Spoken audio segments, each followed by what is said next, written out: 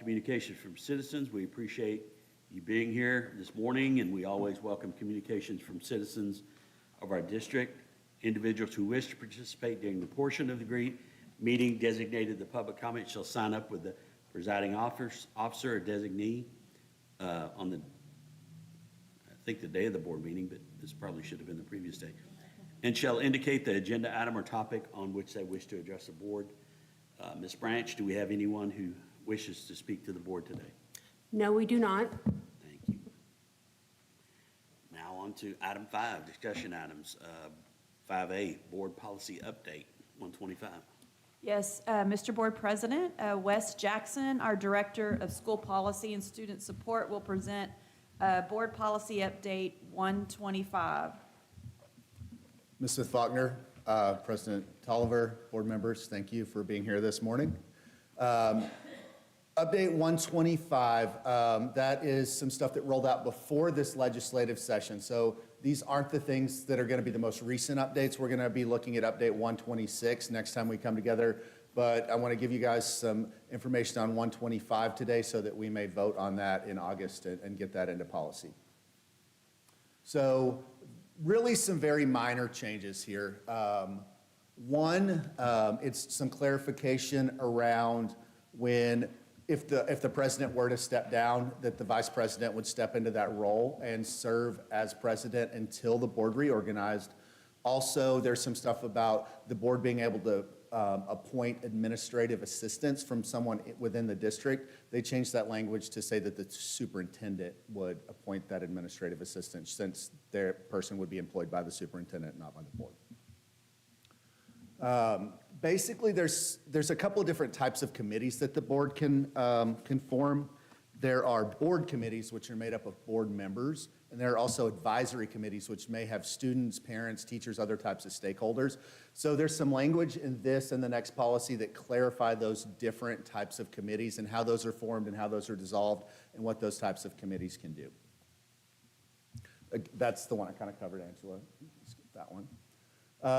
Otherwise, there is some changing in a grading policy. It changes the word combined to average, no actual change in the meaning. We now have to do some additional reporting on bullying, and they've added some clarity in some of the stuff about attendance and credit. So no real changes in the laws or the rules there, just some clarifying language in those policies.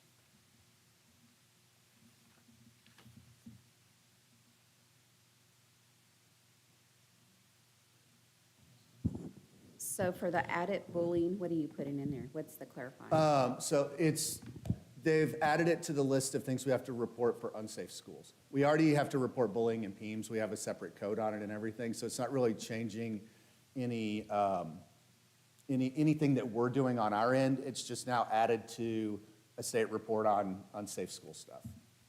Yeah.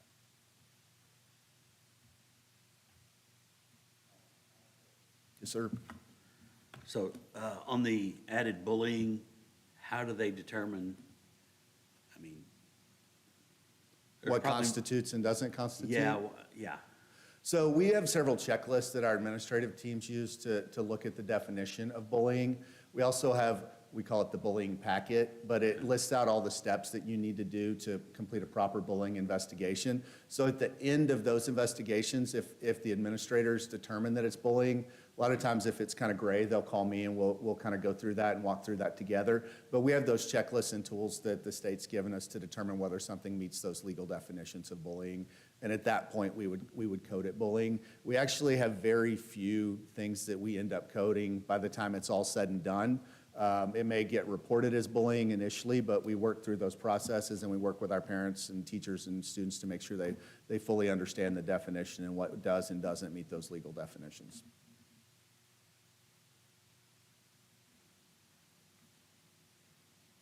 Thank you, sir. We'll don't go far. 5B, 2025, 2026, Student Code of Conduct. Yes, again, Wes Jackson, our Director of School Policy and Student Support, will provide an overview of the draft of the 25-26 Student Code of Conduct. And there are many updates since this last legislative session. Yes. Here we do have some updates. Anything you see that's just in green was an update as a result of the legislative session that TASB put into the Code of Conduct. Anything highlighted in yellow is something where, based on feedback that we'd gotten throughout the school year, I may have added some clarifying language to the Code of Conduct. So here, campus behavior coordinator, there's some change in the law just specifying that there must be one campus behavior coordinator on most of our campuses. That will be one of the assistant principals. Before we can name all of the assistant principals as campus behavior coordinator, they're responsible for overseeing that Chapter 37 of the Education Code, which is the law that governs discipline, is being followed, and that the threat assessment team is being made aware of anything that would cause a level of alarm that they should be aware of.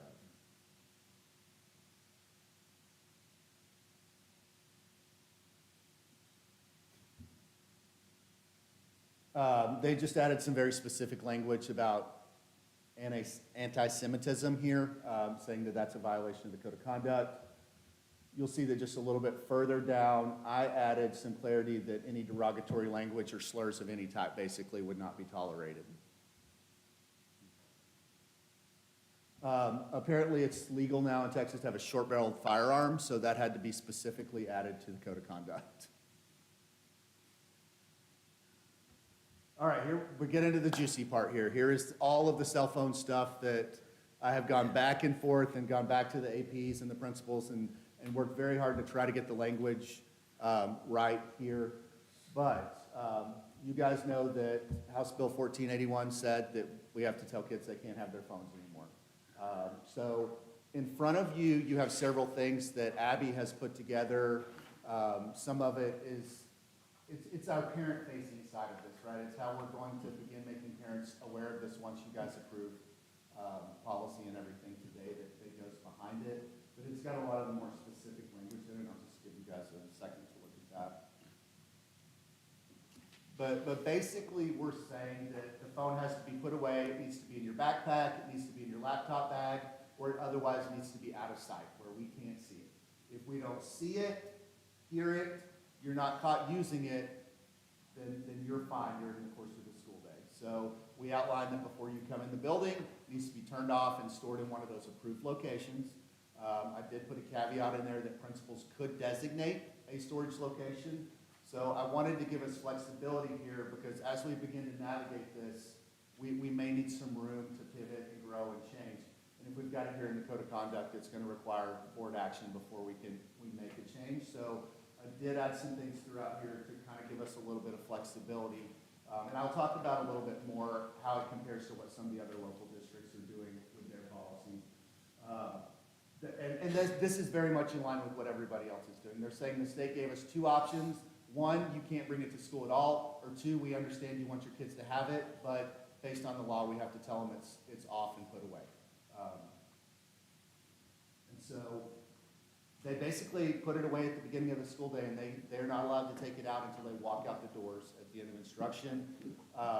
We will figure out what that looks like for ACE and what some appropriate boundaries are for kids needing to call their rides to come get them. ACE, I've talked to Claudine, is not technically part of a school day, so we do have room within the law to kind of navigate that. Obviously, we don't want to have them having their phones out and, oh, it's cool to play games and text during ACE. No, but we know that this is the time of day when you're arranging your ride and those types of things. So students will be allowed to have the phones on their person. They just need to be off and put away.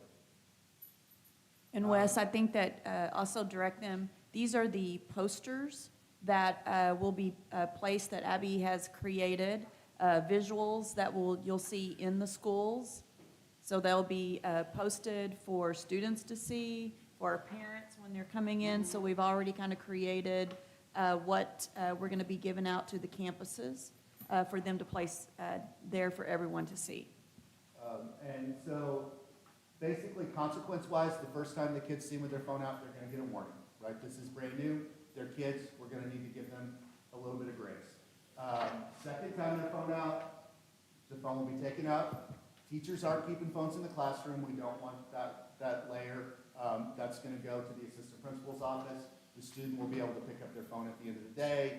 They'll sign an agreement. The kid and the parent will get a warning that next time on the third offense, the parent is going to have to come up to the school to retrieve the phone. Warning Fourth offense, now we're getting to where we're assigning consequences. So, okay, you've had it out 4 times, now you're gonna serve a day of ISS and your parents gotta come get your phone.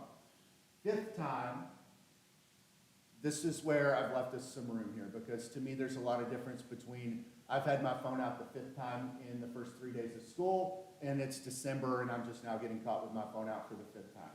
So that's where I've said the continuum of consequences can range from fifth time and beyond, from ISS to DAEP. I also added a caveat that refusal to turn over your phone to an administrator when requested may result in an immediate DAEP replacement. Because that's where we're gonna have our bigger issues. If our kids are putting away their phones when we ask them to, we're gonna deal with that, and that's gonna happen along the way, but we can't have the kids having a big fit and getting disorderly conduct and all that kind of stuff going on in our classroom. So that's where we're gonna kind of lay down the law. Other districts, Mansfield, for instance, has said at the 5th offense, it's a mandatory 30-day placement if you're a grade 5 or above. We did not want to pin ourselves, I've had a lot of discussion around this, did not want to pin ourselves into something like that. Because we don't know how this is going to go exactly and how we're going to navigate it. And for one, I feel like we're going to have to help these kids break habits, right? And that's going to be difficult and challenging. But we don't want to. We want to be strict because we need to uphold the law and we need to be serious about it. But we do also need to understand that they're kids and that this is going to be a process for us.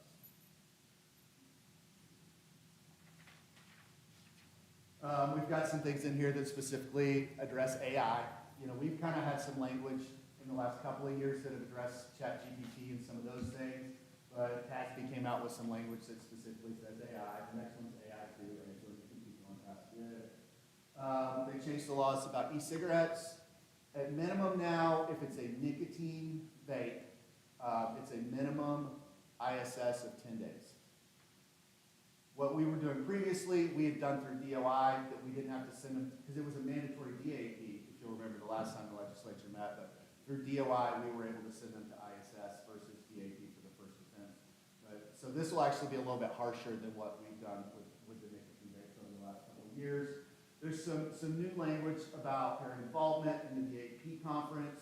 We already have some really good systems in place where we offer the review dates and the parents are able to be involved. So we didn't feel like we needed to add the formal language about parents being able to request a parent involvement plan in a DAP placement.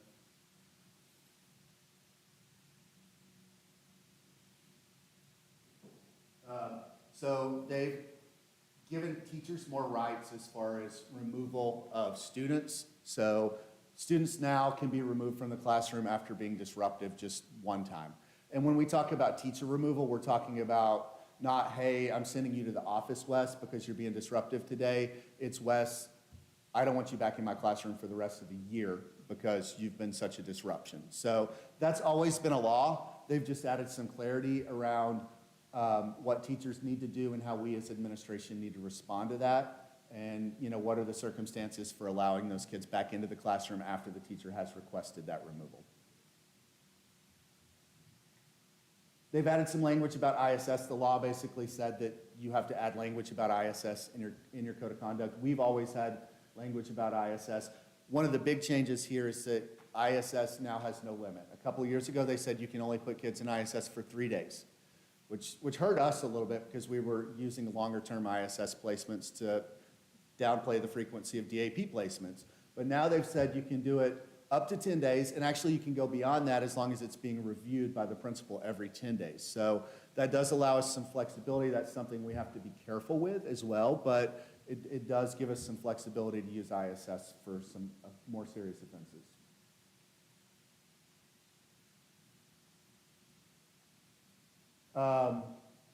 This is more about classroom disruption. You can't disrupt the classroom. It gives us, with our younger students, it gives us a little more ability to use OSS and things like that if they're completely disrupting a classroom or out-of-school suspension. This is just saying if we suspend a student, parents can request in writing that the kid be in-school suspension instead of out of school. If there's a hardship there, that's totally up to the principal's discretion whether to grant that or not. That's something we've always done. If a parent said, hey, I absolutely can't get off work for the next 3 days, please don't suspend my 7-year-old, that's something we've always taken into account.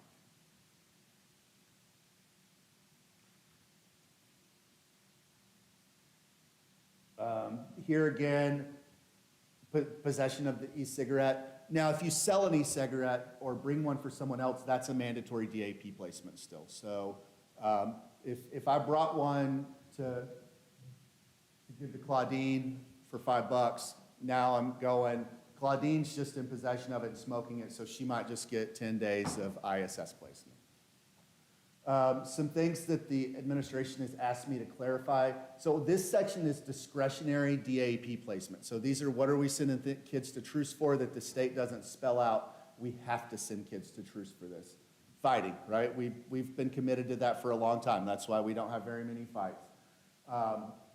This is a verbal, physical, or sexual misconduct. So anything that kids are doing that's just crossing a major line. This is the kids that take pictures of each other over the bathroom stalls. This is kids that say something very inappropriate.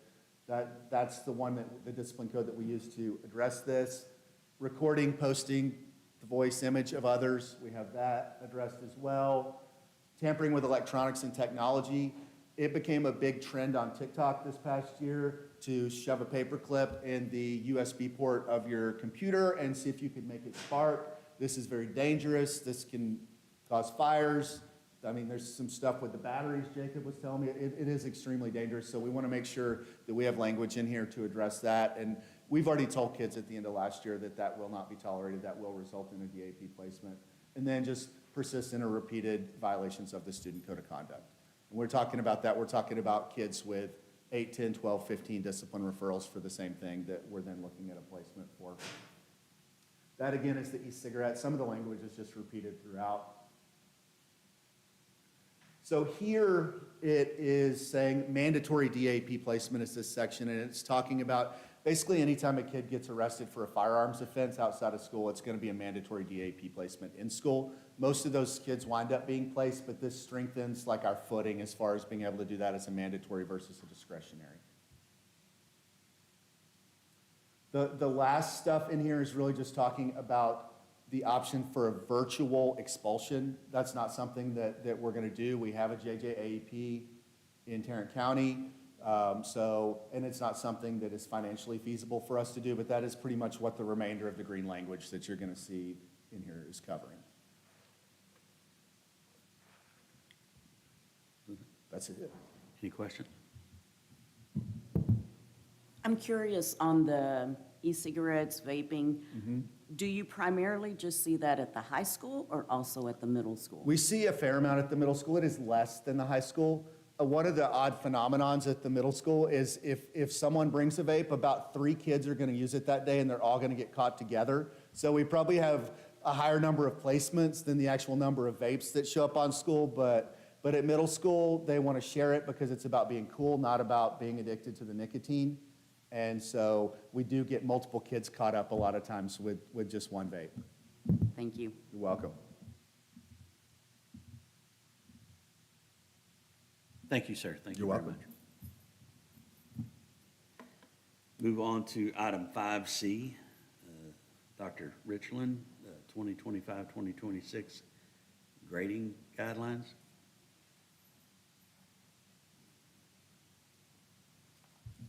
Good morning, everyone. Thank you so much for the opportunity, school board members, board president, and Ms. Smith-Faulkner, to talk to you today about the grading guidelines. At the last board meeting on July 14th, I shared a draft of the 25-26 grading guidelines and indicated that I would propose any additional changes needed during this morning's meeting due to revisions that we were making to our standards-based report cards. As you recall, we are revising the kindergarten through 2nd grade standards-based report cards to make them more user-friendly for our parents and to align them with the new literacy resolution and our structured literacy block, which was adopted during the May 5th board meeting. Using a MIRA, student performance will be measured in the areas of decoding, phonological awareness, high-frequency words, comprehension, vocabulary, fluency, and overall reading mastery. Not only will parents receive a revised standards-based report card with these updated standards, they will receive a monthly parent-friendly report from Amira describing their child's performance on their monthly assessment and exactly what they can do to help their child. On page 5 of the grading guidelines, which Ms. Branch has pulled up there for you, you see we have added a description of the Amira reports the parents will receive. I have also provided you with a copy of an Amira parent report and a sample of a standards-based report card. You should have it there to reference. When you look at the sample of the standards-based report card, you will notice we have reduced the length, written the descriptors in parent-friendly language, and modified the language arts standards to include what the parents will see in the Amira reports that we send home each month after their child has completed an assessment. So Ms. Branch, if you don't mind, if you will pull up the standards-based report card for me. So if you notice in the language arts section, if you'll just slide that over for me the other direction, Ms. Branch, the language, there you go, and then down a bit.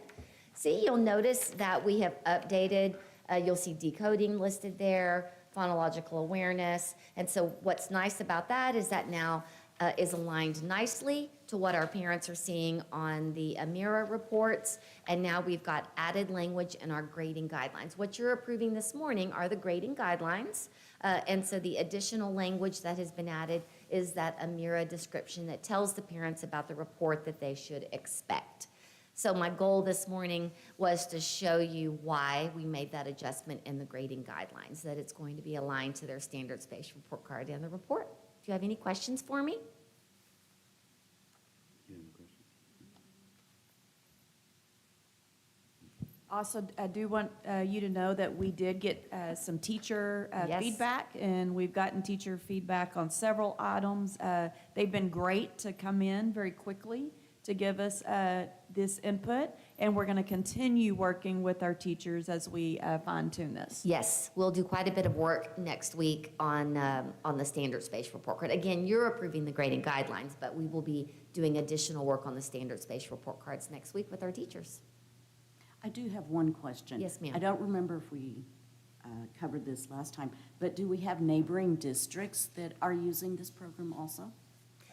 Yes, yes. Amira is one of the only programs that's approved by the state of Texas, by TEA, for usage for accelerated instruction, which is required through HB 1416. So yes, many school districts are using Amira. And in addition, the exciting thing is that I have been meeting with Charles Butt Foundation and TEA and Amira to help align it with our TIA.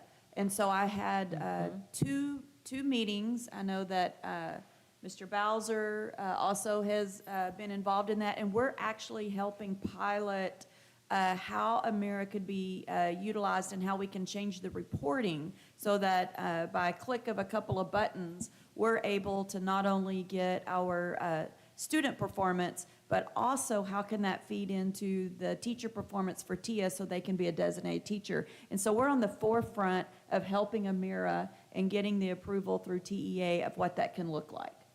So we're excited about that too. Yes, exactly. And you notice, Angela, if you'll go back to the grading guidelines for a moment, I want you to notice that toward the bottom of this, scroll down just a bit, do you see where I added additional information that Amira may add? The reason Amira may add those two additional components is because of the meeting that Ms. Smith-Faulkner has had with TEA and Amira explaining what we would like to see. And so I think that's exciting. It's exciting that they're willing to work with us and that we, again, are at kind of pioneering some new things. And you'll see the fluency is something that we'll be working on next year. So that's going to be important for the words per minute that our students can accomplish. Absolutely. Any This is other all K questions? through, Kindergarten through second grade standards-based Second report grade. cards, but we use Amira. If you're asking about Amira, we use Amira all the way through our fifth grade. thank you. Thank you. Thank you, ma'am.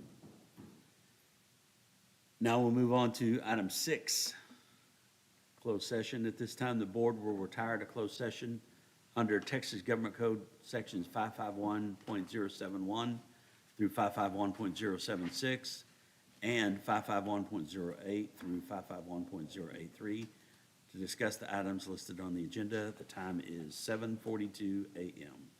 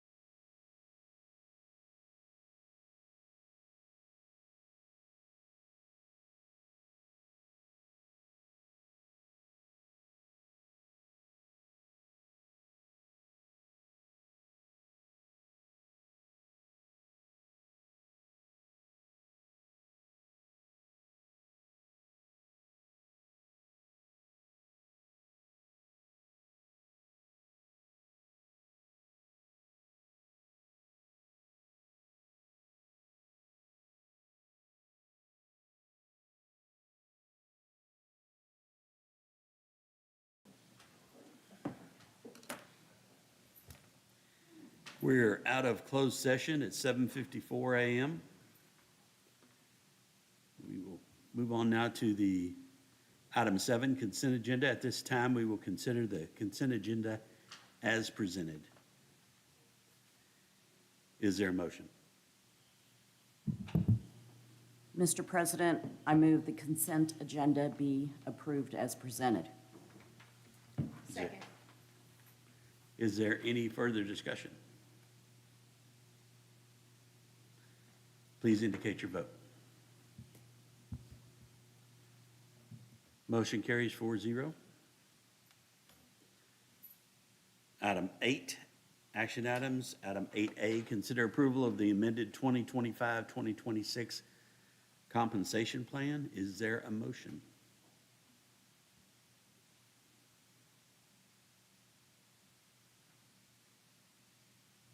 Mr. President, I move to approve the amended 2025-2026 compensation plan as presented. Is there a second? Second. Is there any discussion? Please indicate your vote.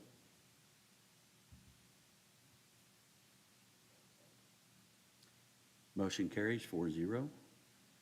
Item 8B, consider approval of the 2025-2026 grading guidelines.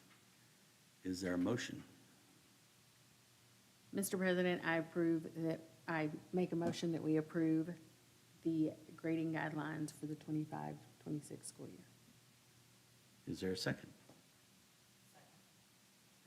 Is there any discussion? Please indicate your vote. Motion carries 4-0. Item 8C, consider approval of the 2025-2026 Student Code of Conduct. Is there a motion? Mr. President, I move to approve the 2025-2026 Student Code of Conduct as presented. Is there a second? Second. Is there any further discussion? Please indicate your vote. Motion carries 4-0. Item 8D, consider approval of board local policy EFB, FD, FM, FNCE. Board policy update. Is there a motion? Yeah, you're gonna. Mr. President, I move to approve the board local policy EFB local, FD local, FM local, FNCE local as presented. Is there a second? Second. Who got that? Kathy got it, okay. Is there any discussion? Please indicate your vote. Motion carries 4-0.